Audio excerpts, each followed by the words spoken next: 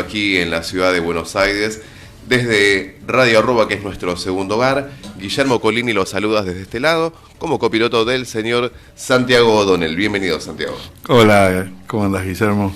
Bien, muy bien. Vamos a lo que, primero a los medios que tengan los medios para comunicarse con nosotros vía Facebook. Nos buscan simplemente como Medio Extremo o vía Twitter de la misma manera. Si quieren pueden escribirnos por correo electrónico a medioextremo@gmail.com, y si desean leer las notas de Santiago y del equipo, lo pueden hacer a través de medioextremo.com.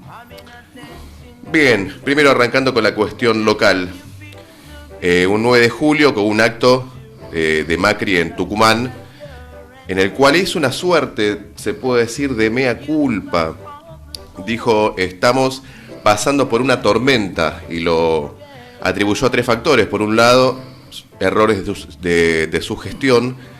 Por otro lado, la cuestión internacional. Y también un poco a la oposición, claro, no podía faltar.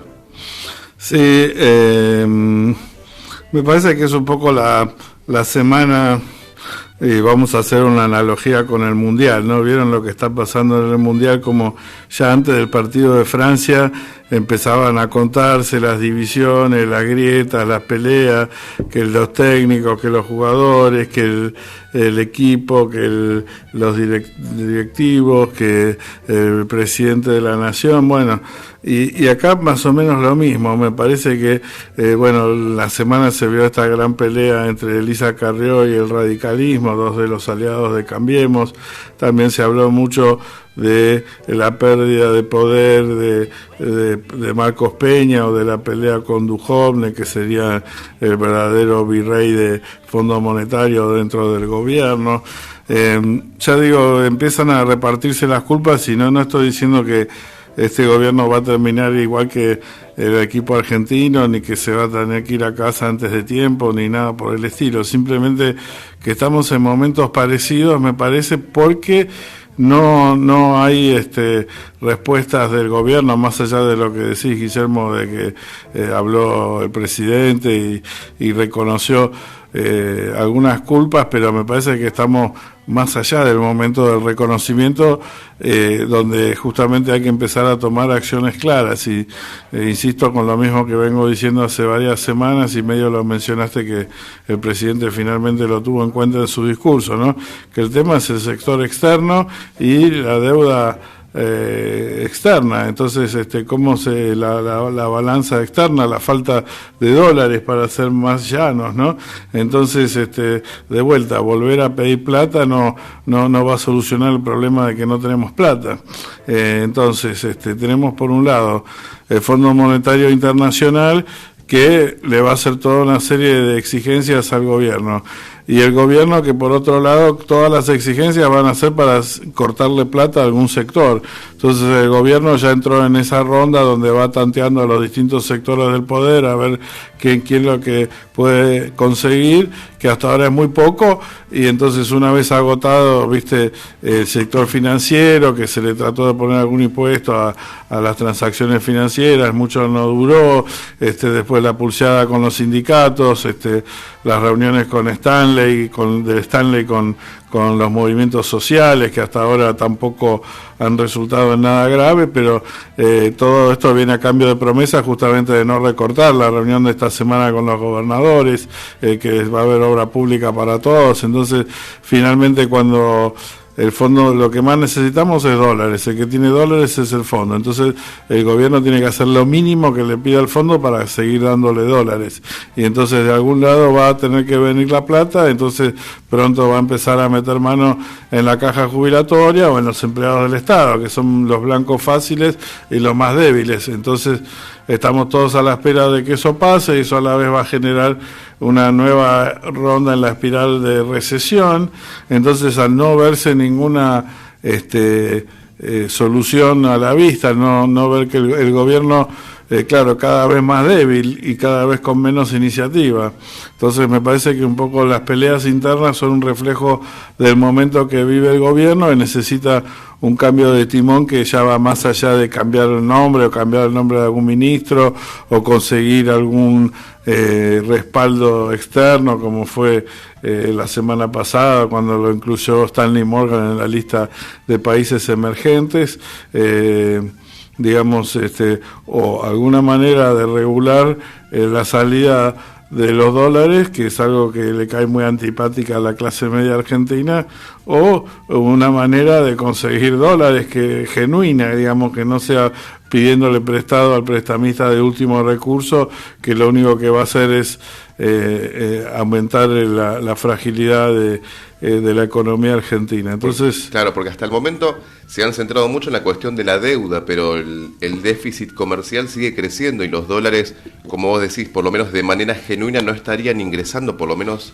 es lo que se está viendo en este momento. Es que eso es lo que importa, y para llevarlo eso a términos prácticos tenemos en 2 semanas otro supermartes con la Levax. Han sido bastante no muy exitosos los esfuerzos que se han hecho hasta ahora de patearlas, de cambiarlas en letes a unas ofertas muy atractivas de interés del 5% en dólares. No han conseguido demasiada demanda, y esto un poco por la falta de confianza en estos instrumentos, ¿no? Cada vez los papeles argentinos valen menos, y esto, si bien toda esta disparada es cierto que fue iniciada por el Fed cuando decidió alzar las tasas de interés en Estados Unidos, ya atribuir este nivel de fragilidad a los factores externos me parece mucho, empieza a parecerse demasiado a una excusa, ¿no? Entonces me parece que acá lo que estamos viviendo es eso, un gobierno que parece cada vez más débil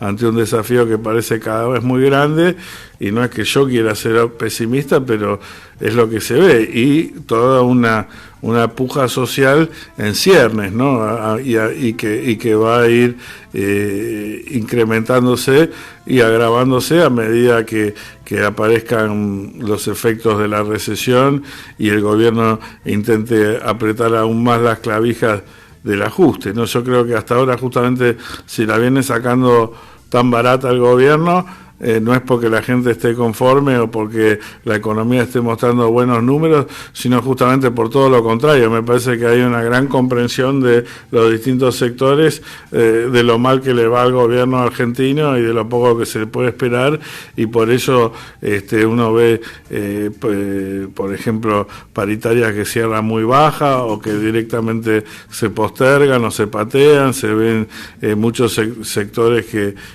se están siendo claramente perjudicados por lo que está sucediendo económicamente, y que todavía, digamos, no han entrado en una fase así muy dura de resistencia, más allá de que cada vez son más las protestas, ¿no?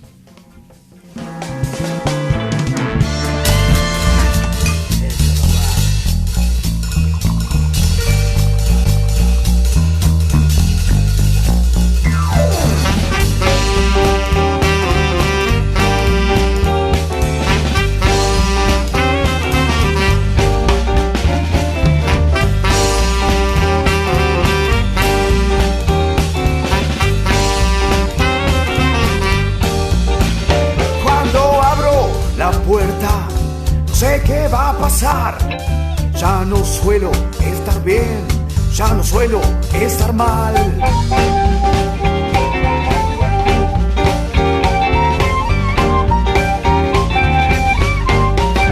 Me acomodo en la barra y una copa suelo pedir. Veo el fondo de este vaso, pero quiero seguir. La cabeza explota, no puedo parar. Oiga, cantinero, quiero uno más, quiero un trago más, un trago más, un trago más, un trago más.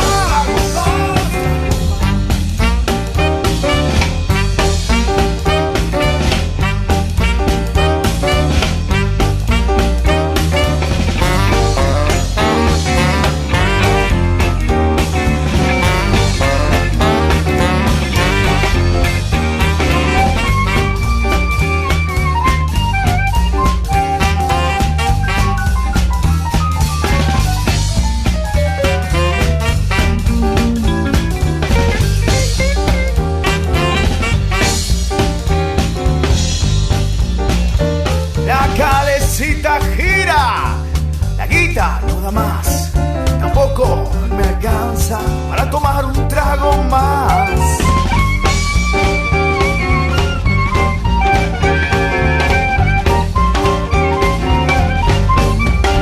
Es que la vida sigue, no puedo parar.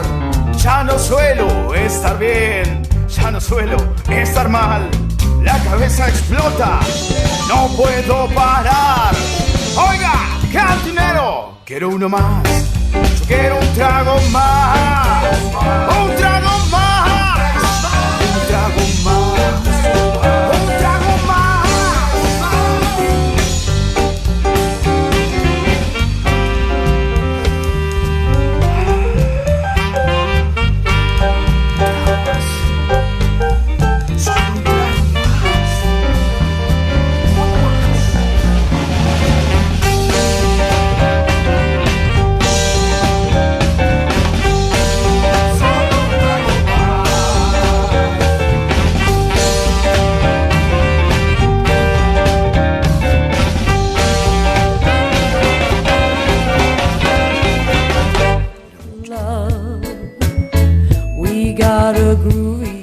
Queridísimos oyentes, ya en este segundo bloque de Medio Extremo Podcast, les recordamos que nos pueden buscar a través de Facebook o Twitter, simplemente como Medio Extremo, o si desean escuchar los podcasts que hemos realizado hasta el momento, lo pueden hacer en YouTube como el canal de Medio Extremo. Santiago, nos vamos recorriendo el mundo como es nuestro hábito, nuestra costumbre. Nos vamos en este caso a Tailandia con un tema que está teniendo en vilo al mundo, que es el rescate de estos chicos, que está llevando bastante tiempo. También hubo un rescatista que murió en el intento de este proceso y han rescatado hasta el momento 8 y quedan 4 más el entrenador. Sí, hay una como saturación de esto en los medios, no me voy a poner a entrar en detalles que ya a esta altura casi que aburren, ¿no? Pero sí, a mí me parece que tanto esto, viste, hoy hablábamos del Mundial, medio como una metáfora de lo que le está pasando al equipo, al mejor equipo de los últimos 50 años, ¿no? Para seguir con el juego, el comparativo, ¿no? O sea que es una metáfora que por ahí sirve para contar el momento del gobierno argentino, el Mundial. Esta, es como una metáfora ya casi más universal, ¿no? Del tipo que se va metiendo en la caverna cada vez más profundo y más profundo y más profundo, y después no puede salir porque se inunda, ¿no? Y entonces aparecen vivos después de un tiempo, y eso fue lo que me pareció interesante, lo que decías vos, ¿no? Que de repente se convierte en el cuento de hadas mundial, ¿no? Un poco como...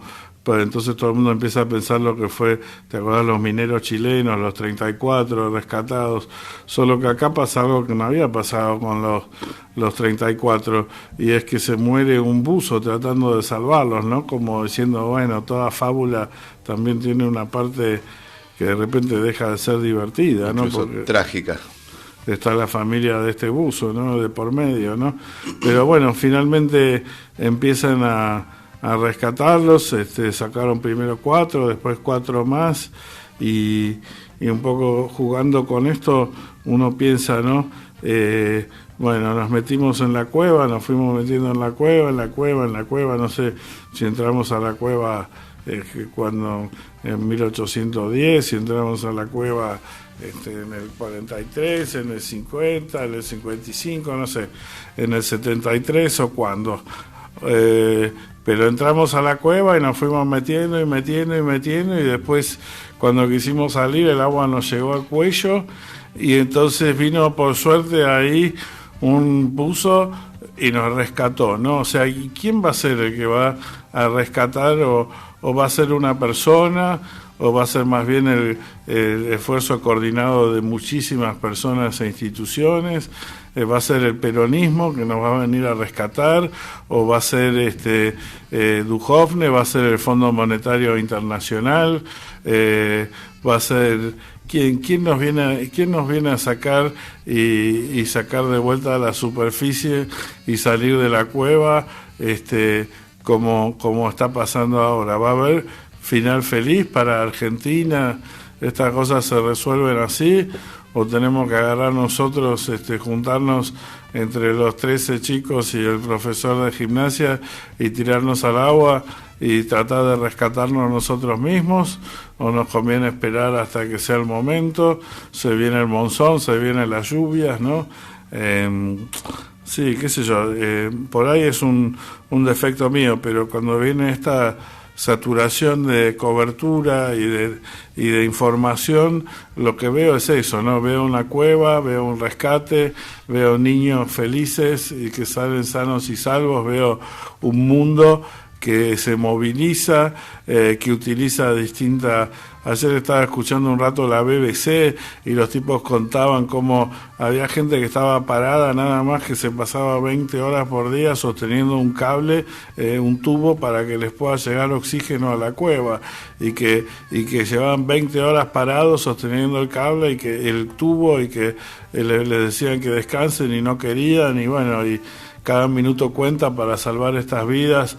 Tecnología, hemos visto ofertas de todo el mundo, distintos países cooperando y trabajando en sintonía, como lo vimos acá con el ARA San Juan, que lamentablemente tuvo un final muy distinto, pero por un lado es bueno ver que ciertas situaciones humanitarias movilizan la solidaridad internacional, no solo de los gobiernos, sino también de la gente que se une, que se junta, pero también es interesante que esto, bueno, conocemos otras historias que por ahí no terminan tan bien y demás, pero bueno, eso es lo que me deja a mí por lo menos una linda historia que habla de que nos distingue a la condición humana, ¿no? Que es que todavía tenemos la capacidad de emocionarnos y de reaccionar ante este tipo de tragedias que por alguna razón nos llegan y nos tocan mucho más que otras.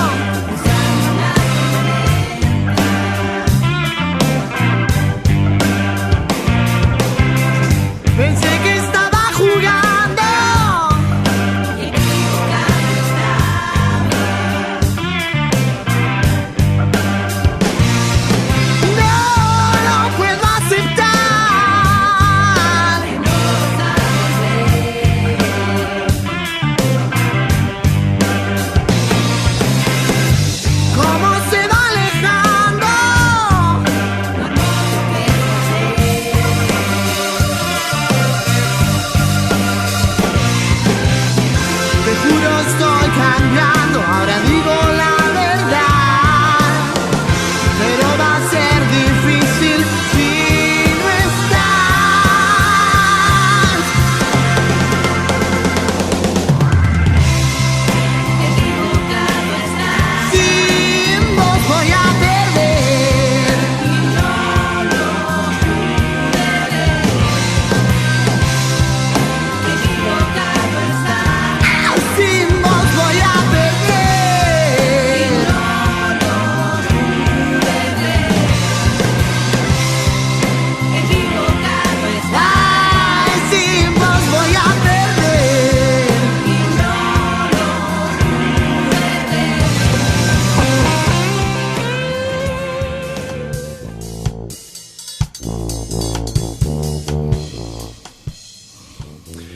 regreso, queridos oyentes, en este tercer bloque de Medio Extremo.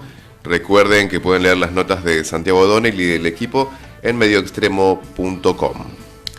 Nos vamos en este caso a repartir entre dos espacios, entre dos lugares en el mundo. Estados Unidos por un lado y Europa, y un tema en común, el tema de la migración. En Europa y en Estados Unidos sí están debatiendo en este momento el mismo tema, ¿no?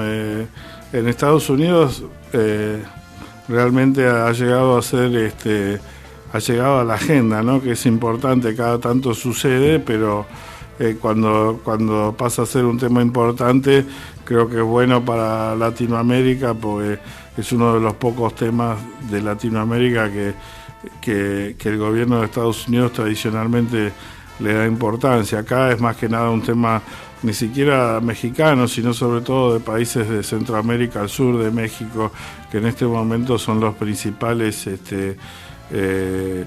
los principales países que proveen inmigrantes a Estados Unidos, ¿no? Y el gran tema, bueno, es la famosa separación de las familias que ha causado la política que ha implementado Trump a través de su secretario de Justicia, Jeff Sessions, en la frontera, que criminaliza el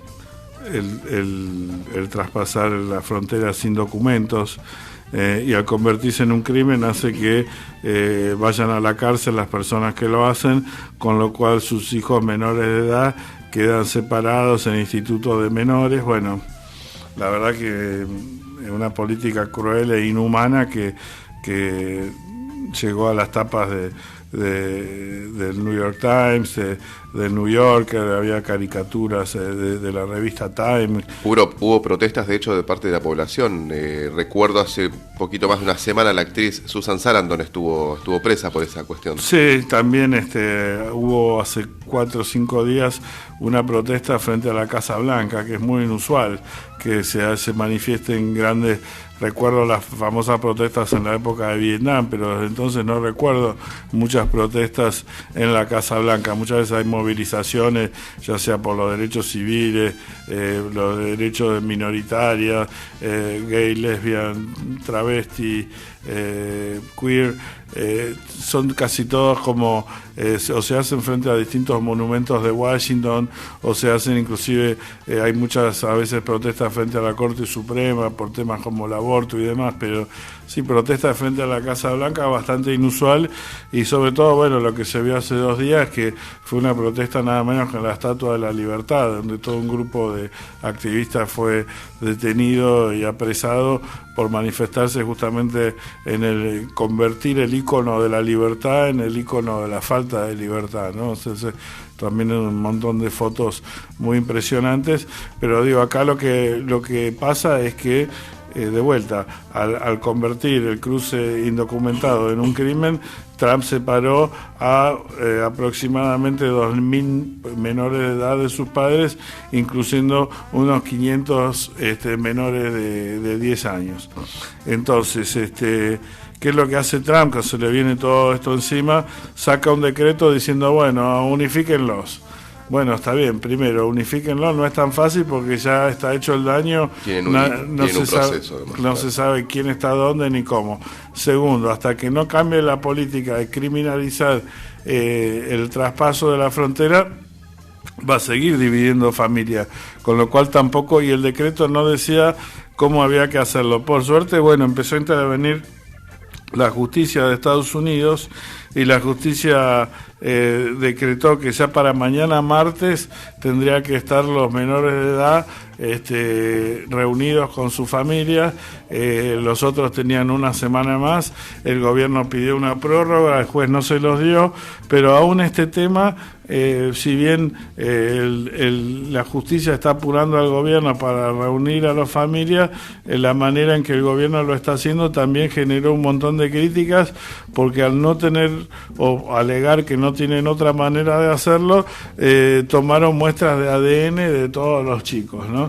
Entonces, muchos activistas de la privacidad y de los derechos civiles salieron a protestar que esto es una manera de juntar información genética para después poder usar para discriminar o para mantener a esa persona, quitarle posibilidades de viajar o algún derecho a futuro, como que es demasiada información que estaba juntando sobre chicos menores de edad, ¿no?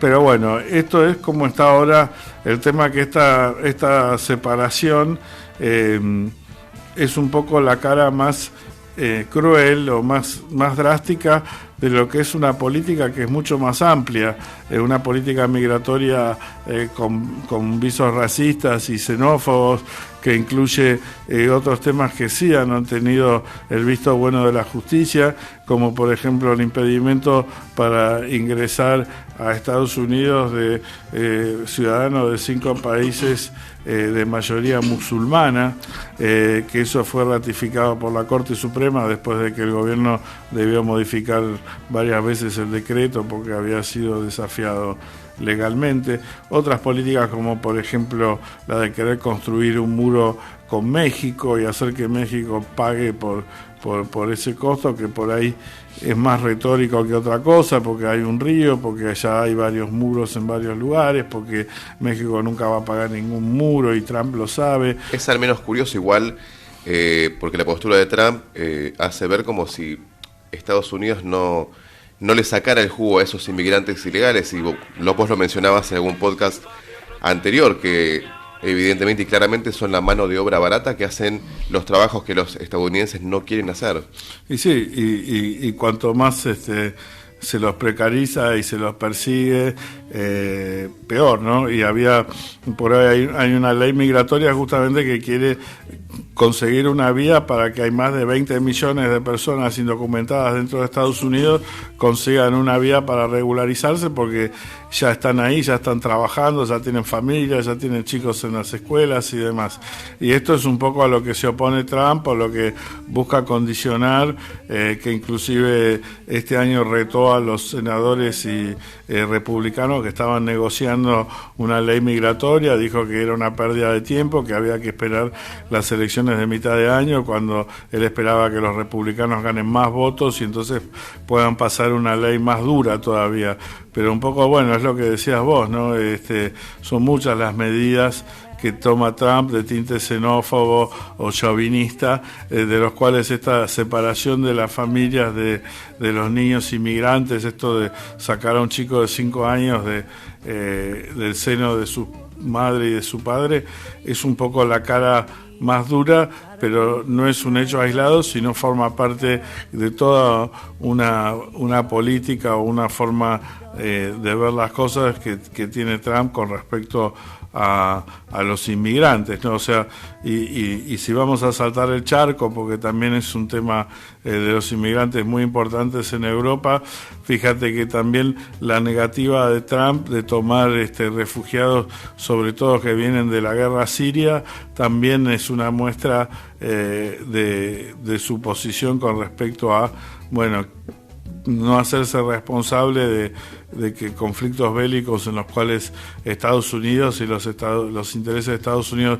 están muy presentes, que provocan toda una ola de desplazados a nivel mundial, y después no hacerse responsables, ¿no? Y este tema de la responsabilidad es mucho lo que se habló esta semana en la cumbre de Bruselas, donde España, ahora con un gobierno encabezado por el PSOE y por Sánchez, tiene una actitud, mismo, y Macron en Francia, una actitud un poco más tolerante y más humana que sus compañeros en la Unión Europea, especialmente algunos países como Polonia o Hungría de Orbán, y especialmente ahora Italia con Matteo Salvini como nuevo ministro de Interior de la racista Liga Norte.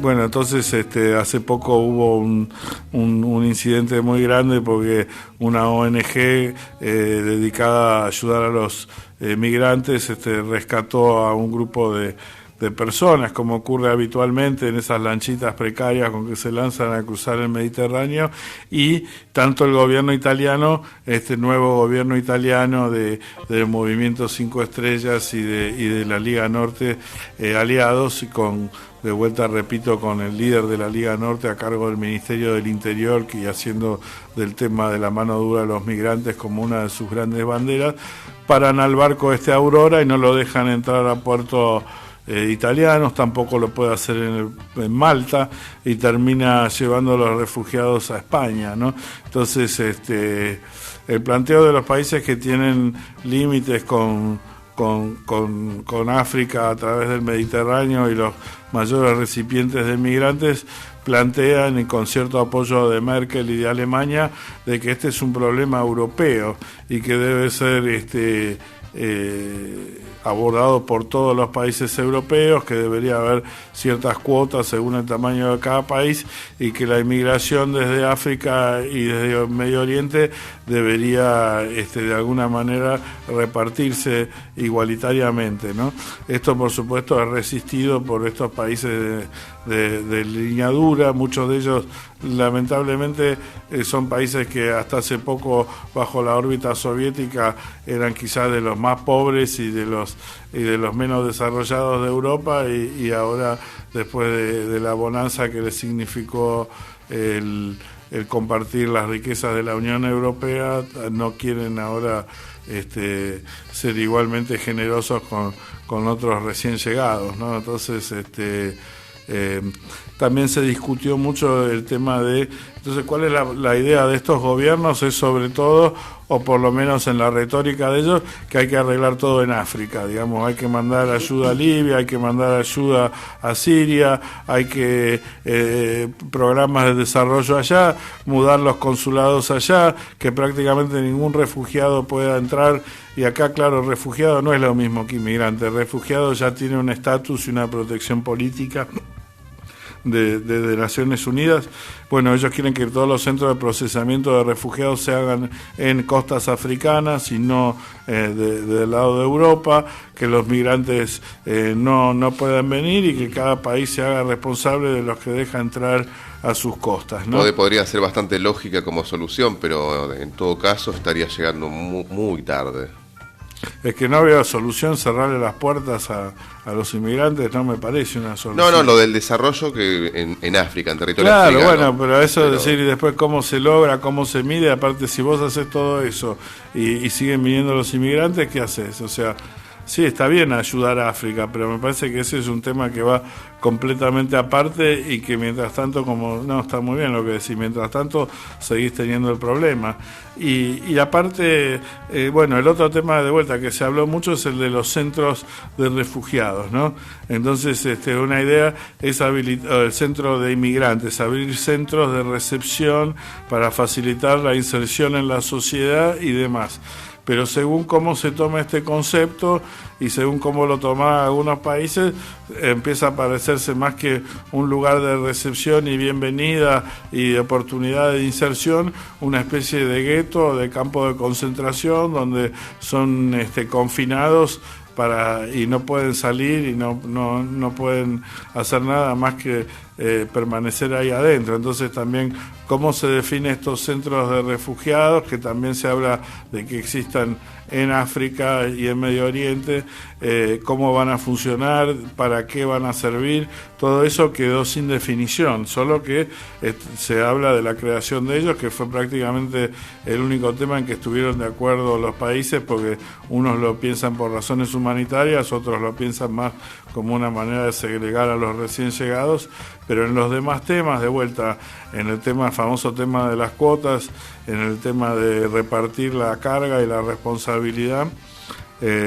me parece que la mayoría de los países europeos están siguiendo la línea Trump, digamos, desentenderse del problema, y sobre todo cuando tiene que ver, porque este fue otro tema que se planteó, que es el tema de conflictos bélicos. ¿Hasta qué punto la participación en un conflicto bélico te hace responsable de los migrantes, ¿no? O sea, por ejemplo, los países que participan en la coalición que está en guerra en Siria, tienen mayor responsabilidad que los gobiernos que no. Uno pensaría que sí, pero Bruselas decidió que no, y el tema de responsabilidad por participación en conflicto bélico quedó totalmente rechazada y dejada de lado, y no esa relación, digamos, entre acto y consecuencia no es tenida en cuenta a la hora de las políticas migratorias por los jefes de Estado que se reunieron esta semana en Bruselas.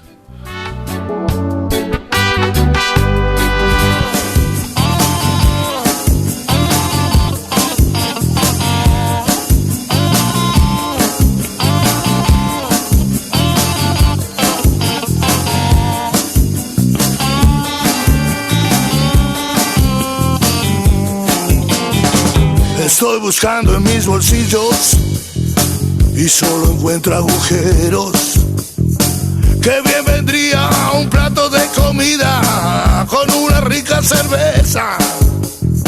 He perdido mi trabajo, no quiero perder mi tiempo.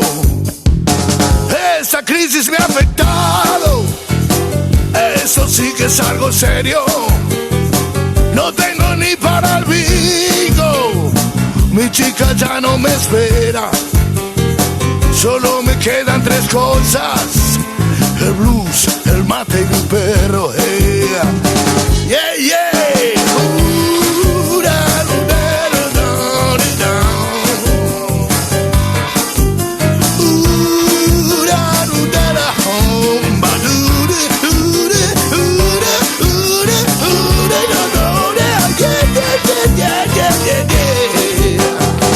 Estoy buscando en mis bolsillos y solo encuentro agujeros. Qué bien vendría un plato de comida con una rica cerveza. He perdido mi trabajo, no quiero perder mi tiempo. Esta crisis me ha afectado, esto sí que es algo serio. No tengo ni para el bingo, mi chica ya no me espera. Solo me quedan 3 cosas: el blues, el mate y mi perro. El blues, el mate y mi perro. El blues, el mate y mi perro. El blues, el mate y mi perro. El blues, el mate y mi perro. Solo me quedan 3 cosas: el blues, el mate y mi perro.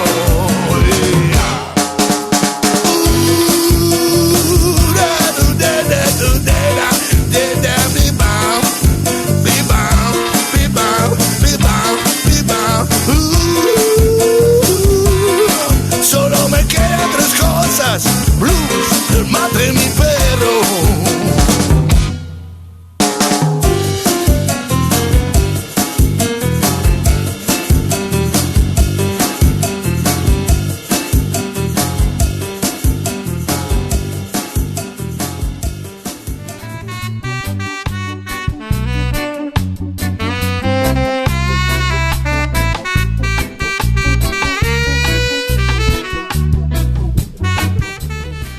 Muy bien, de regreso en este cuarto y último bloque les vamos a reiterar los medios de comunicación para con nosotros.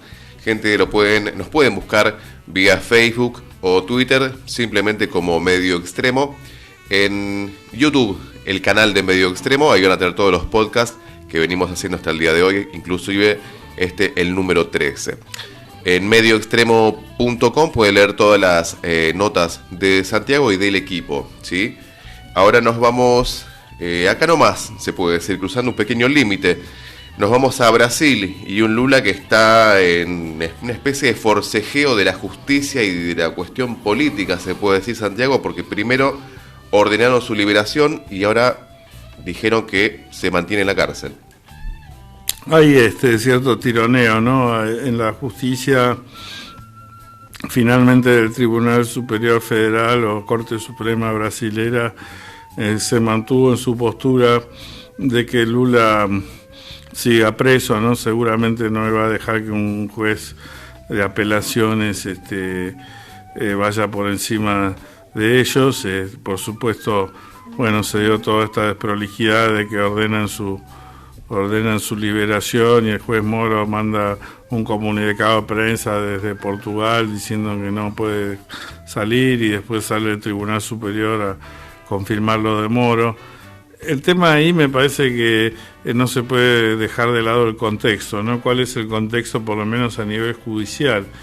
Que el martes pasado la Corte Suprema dijo que no se iba a expedir sobre el caso Lula en el último habeas corpus que le había llegado, que era el primero que iban a considerar después de que el martes anterior, o sea, hace 2 semanas, se tratara la cuestión de fondo sobre la cual Lula, de algún modo, se basaba la detención de Lula, que era el tema del testimonio forzado. O sea, Lula lo habían llevado en patrullero a testificar en Río de Janeiro, en San Pablo. Lo sacaron de su casa, lo mandaron a la estación de policía y les trajeron un testimonio que después la justicia brasilera, por un voto, decidió que esta testimonios forzados llevados por la policía solamente se podían dar en casos excepcional si la persona, digamos, investigada se había negado por escrito a testificar o había hecho una serie de cosas que en el caso de Lula no ocurrieron. Entonces, como la Corte Suprema brasilera falla que en el caso de estos temas que tienen que ver directamente con cómo se detuvo a Lula, era ilegal hacerlo de esa manera, había mucha expectativa por parte de los abogados de Lula y del Partido de los Trabajadores de que este martes, cuando se presentara el habeas corpus, la Corte Suprema iba a decir, bueno, en visto de que ahora fallamos en la cuestión de fondo a favor del caso, de los casos como los de Lula, en el caso específico de Lula vamos a hacer lo mismo, pero no. La Corte Suprema de vuelta, y siempre acá hay una diferencia de un voto y es una jueza ahí que está sometida a muchas presiones y hay todo tipo de especulaciones, decidió no tomar el caso como una manera de ratificar su postura anterior de que Lula, condenado, creo que son 12 años por corrupción, no iba a salir en libertad por esta nueva interpretación de cómo se armó la causa en su contra. Entonces, ¿qué es lo que queda? Digamos, pasamos en limpio todos estos tiros, idas y venidas, que un juez que sí, que otro juez que no. Lula sigue preso, ¿no? Sí, Lula sigue preso, hay elecciones en octubre, hay un fallo del Tribunal Electoral diciendo que Lula no puede presentarse porque también una ley bastante reciente brasilera dice que con una condena en primera instancia es suficiente para estar descalificado, no se llama la ley manos limpias, una cosa así, ¿no? Entonces, Lula va a esperar hasta último minuto y va a empezar a agotar todas las instancias judiciales para ser candidato. ¿Esto qué significa? Bueno, que cuando llegue el momento él se va a inscribir, entonces le van a decir, no te podés inscribir porque la ley no te lo permite, entonces si me quiero inscribir, apelo, que sí, que no. Si la batalla judicial termina como uno se podría imaginar o como viene sucediendo hasta ahora, entonces Lula no va a ser candidato, pero va de vuelta a agotar todas las instancias y cuando ya muy sobre el pucho de decidir si realmente la justicia no se lo permite, entonces va a nombrar a un candidato a un delfín suyo, ¿no? Esto ya tiene antecedentes en Brasil. Él la nombró a Dilma Rousseff como su candidata, no hubo ninguna interna ni ninguna otra cosa que un dedazo de Lula, y yo me acuerdo que cubrí esa elección y muchísima gente que entrevisté me decía que lo iba a votar a Dilma, a quien no conocían solamente porque Lula les había dicho, ¿no? En este momento Lula duplica en intención de voto a João Bolsonaro, que es el candidato que le sigue, que es un hombre hoy es el día de los xenófobos racistas, además chauvinista, machista, misógino, homofóbico, todo lo que quieras, ¿no? Y muy atrás vienen los candidatos del establishment financiero, de la gente que, digamos, apoyó el golpe contra Dilma, ¿no? Entonces, si Lula vuelve a nombrar a un candidato muy a último momento y muy apretado por estas circunstancias legales, que puede ser Pablo Pimenta, el diputado del PT, que fue muchas veces encargado de defenderlo, la misma Gleisi Hoffmann, la senadora que es presidenta del Partido de los Trabajadores, o otra persona así del riñón de Lula, o algún referente de los sectores que él representa, yo creo que seguiría siendo un favorito a ganar las elecciones, o una favorita, pero claramente la estrategia va a ser esta, tanto del poder, es tratar de frenarlo a través de maniobras y fallos judiciales, y de parte de Lula mantener su candidatura viva hasta el último minuto posible, en el cual, si agotadas todas las instancias y no pudiendo presentarse, nombrar a un candidato o una candidata, pero no antes de que todo esto suceda. Así que tenemos para rato, y de vuelta también está la otra opción que muchos barajan, que es la más triste y que por eso trato de no decir mucho, que es directamente que los militares, que han formado una parte tan importante del gobierno actual y que han tomado tanto poder en este momento, por alguna razón se decrete una emergencia nacional o alguna pavada por el estilo, y se anulen o se posterguen las elecciones en Brasil, porque por miedo a que gane Lula o el PT, lo cual sería realmente lamentable, y espero que en la comunidad internacional haría todo lo posible para impedir que una desgracia así suceda, lo mismo que obviamente todos los sectores progresistas y liberales de Brasil, no digo liberales en el sentido de apego a la ley, ¿no? Así que esperemos que nada de esto suceda. De vuelta, repito que no he visto hasta ahora ninguna prueba que avale la condena de Lula. Sí, y habiendo estudiado el caso y habiendo hablado con los periodistas en Brasil de todas las tendencias de los principales investigadores, habiendo hablado con los mismos fiscales y demás, realmente no conozco las pruebas condenatorias, no las he visto, creo que la sociedad brasilera no las ha visto. Esto no es que uno pueda decir, bueno, puedo poner las manos en el fuego por Lula, por hoy, por el presente, por el futuro. Digo que hasta ahora lo que se ha visto en el proceso judicial es una clara intencionalidad política de impedir que llegue a la presidencia por tercera vez, y una ausencia bastante alarmante de pruebas en su contra, ¿no? Así que así estamos en Brasil, de vuelta con la esperanza que tras el triunfo de López Obrador en México pueda surgir un nuevo bloque latinoamericano, si es que Brasil consigue superar esta crisis y que la salida sea, digamos, por un camino popular y no por una derecha censora y limitante de la democracia. Bien, Santiago, con toda esa información que has brindado a nuestros oyentes, nos vamos despidiendo de este número 13 de Medio Extremo Podcast, no sin antes, por supuesto, agradecerles a nuestros productores. Tenemos a Pablo Mercado, que está aquí presente, tenemos a Julián Doyle y Gonzalo Criado también. Desde luego, en parte de la radio, del otro lado de la magia de la pecera, tenemos a Diego Guernica, después tenemos a Nico Zamorano en la dirección de la radio y Diego Rodríguez, así que no podemos, por supuesto, dejar de nombrarlos, que ya que estamos aquí en nuestro segundo hogar, en Radio Arroba. Santiago. Sí, un saludo muy grande a los oyentes, los vengo siguiendo acá, al Chapa, a Pati, a Patricio, a Marcelo, a Ceci, bueno, Vanina, perdón, bueno, toda la gente que se suma al podcast. La verdad es una alegría poder comunicarme con ustedes por esta vía. Bien, recuerden que pueden leernos en medioextremo.com. mediextremo.com. Y gente bella, nos despedimos hasta el próximo capítulo de Medio Extremo Podcast. Dale, y un beso grande a Dolores, no me quiero olvidar. Muchas gracias por todo.